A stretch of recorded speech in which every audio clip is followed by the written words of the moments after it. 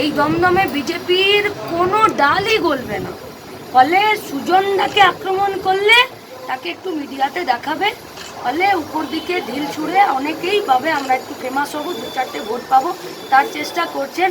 গোটা ভারতবর্ষের মানুষ এবারে বিজেপির পার্টিটাকে আর কেন্দ্রের সরকারে পাঠাবে না বলে তারা সিদ্ধান্ত নিয়েছেন। ফলে দমদমের যিনি আছেন তারও কোনো ডাল গলবে না, কোনো চিন্তা করবেন না।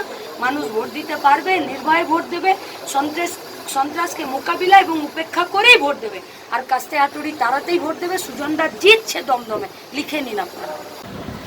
আপনারা তো বলেন পুলিশ দলদাস। হ্যাঁ, এটাই বলছি, তাই পুলিশকেও বলছি, আপনাদেরকেও বলছি, সুজনদা জিতবে তো পুলিশকেও দলদাস থাকতে হবে না, ওরাও আইন মাফিক কাজ করতে পারবে।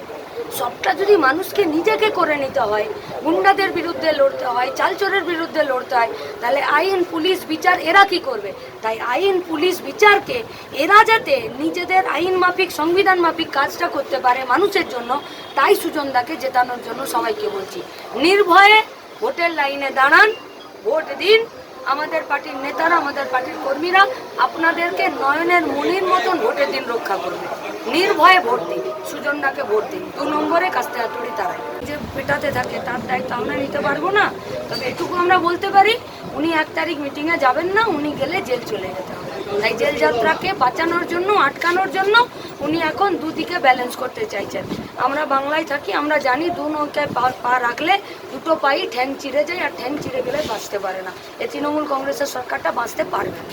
দেখেছি ক্লাস 1 পড়েছেন, কেউ পড়েননি, কিন্তু যুক্তিবাদের সাথে অন্যায়ের বিরুদ্ধে বুক চিতিয়ে লড়াই করেছেন। আসলে লড়াইটা কে করতে পারছেন? গতবারের এমপি তো কেমিস্ট্রির মাস্টারমশাই ছিলেন, সব থেকে বড় শিক্ষিত, উনিও তো হাত পেতে ঘুষ নিলেন।